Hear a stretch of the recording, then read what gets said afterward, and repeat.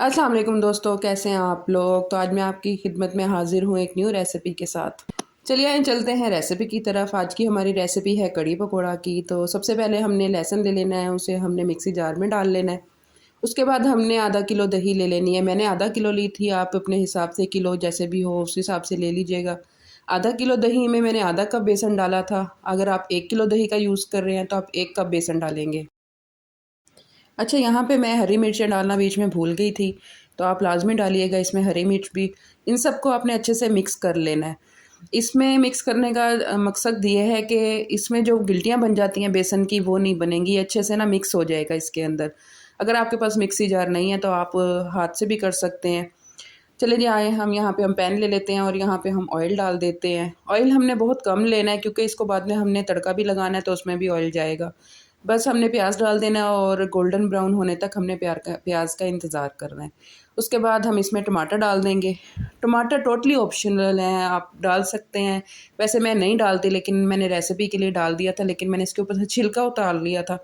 बहुत से लोग इसमें टमाटर डालते हैं और बहुत से लोग इसमें टमाटर नहीं डालते।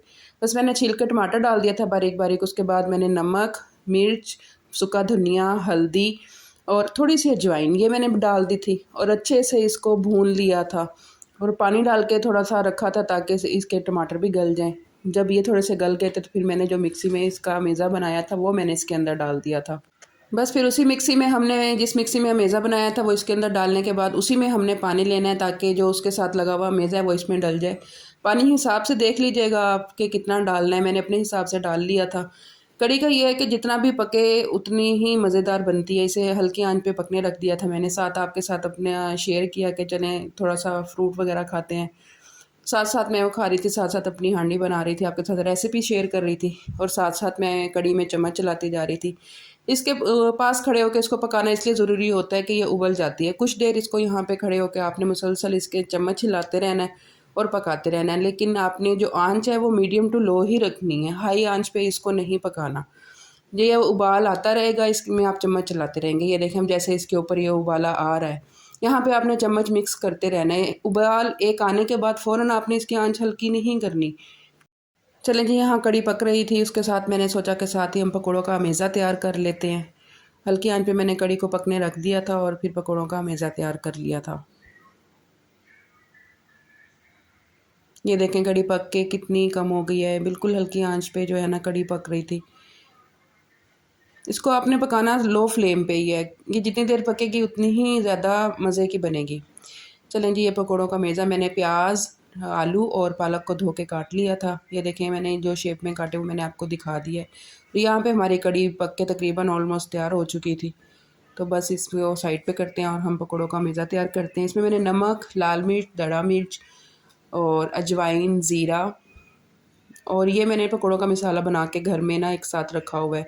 क्योंकि जल्दी-जल्दी में जब पकौड़े बनाने होते हैं तो आपके पास मसाला बना पड़ा हो तो आपको 5 से 10 मिनट भी नहीं लगते मेज़ा तैयार करने में।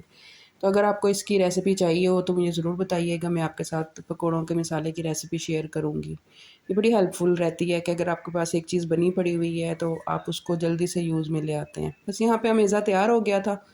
यहाँ पे हम पैन रखेंगे, उसमें ऑयल डालेंगे और उसको अच्छे से गर्म कर लेंगे और पकौड़े बना लेंगे। ये जो पहले पकौड़े की एक पूर निकला था ये तो खाने में ही चला गया था। बस आपको पता है कि अगर पकौड़े बने और खाएँ ना तो ये हो ही नहीं सकता। बस ये फटाफट जी हमने पकौड़े बनाए। आप मेरी रेसिपी कहाँ से देख रहे हैं ये मुझे ज़रूर बताइएगा। मुझे आपके कमेंट का इंतज़ार रहता है।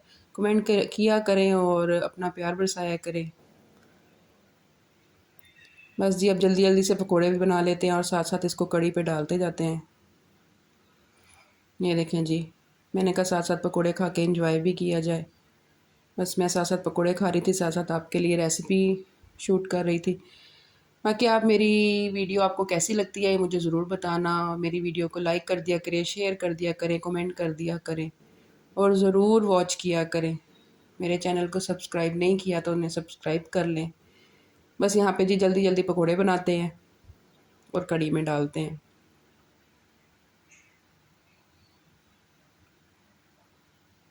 आपको मेरी रेसिपी का इंतज़ार रहता है कि नहीं ये मुझे ज़रूर बताइएगा। बस यहाँ पे पकोड़े बन रहे थे और इसको हमने साथ साथ कड़ी में डालते गए। साथ साथ कड़ी में पकोड़ों को डालने का मकसद ये होता है कि पकोड़ों ने जितनी भी कड़ी अपने अंदर ऑब्जर्व करनी होती है वो कर लेते हैं। बस ये जी आखिरी वो थी। उसके बाद हम इसका मसाला तैयार करेंगे जो बघार का, जो हमने लगाना है। बघार में मैंने हरी मिर्च, सूखा सूखा धनिया, थोड़ी सी अजवाइन, थोड़ी सी कश्मीरी लाल मिर्च और ज़ीरा, ये बस बघार में मैंने जो है यूज़ किया था।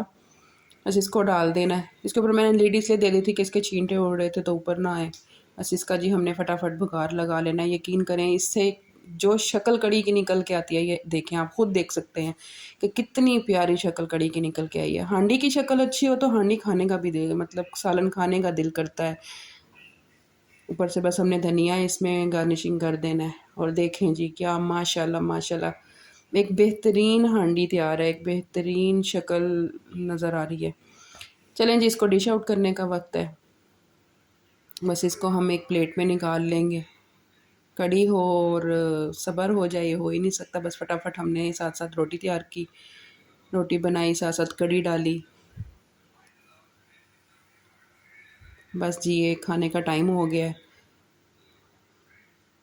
यहाँ पे हम खाना खाएंगे और आप मुझे बताएं कि आज आपने क्या बनाया। आप मेरी वीडियो देखकर कैसा लगता है आपको। मेरी वीडियो को लाइक ज़रूर किया करें, मुझे आपकी सपोर्ट की बहुत ज़रूरत है। चलें जी, मैं खाना खाती हूँ। आप सब अपना ख्याल रखिएगा, दुआ में याद रखिएगा। और आप मुझसे और कौन सी रेसिपी देखना चाहते हैं, मेरे से सीखना चाहते हैं, मुझे ज़रूर बताइएगा। मैं नेक्स्ट ट्राई करूँगी कि आपके कमेंट को पढूँ और उसी रेसिपी को ट्राई करूँ। चलें जी, ये फर्स्ट निवाला आपके साथ शेयर करते हैं। ओके जी, अपना ख्याल रखिएगा, दुआ में याद रखिएगा, छोटी मोटी गलतियों को माफ़ कर दीजिएगा। अल्लाह हाफिज़।